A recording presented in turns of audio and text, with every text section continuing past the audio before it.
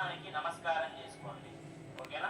దీపానికి 2 బొట్లు పెట్టండి, గంధము అలాగే కుంకుమ. బొట్లు పెట్టేసిన తర్వాత అక్షితలు ఆ యొక్క దీపాని పైన వేయండి. ఆ యొక్క పువ్వులు కూడా పెట్టేసేయండి దీపాని పైన. ఓం శ్రీ దీపారాధన దేవతాభ్యో నమో నమః.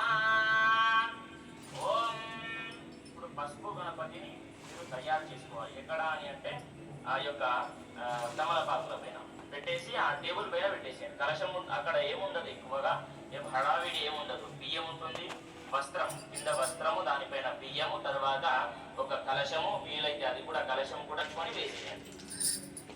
ఓం నమః సరదే నమః సరస్వతయే నమః సఖీనాం పురోగానాం చక్షుషే నమో దివే నమః పృథివ్యై సప్రదః సఫ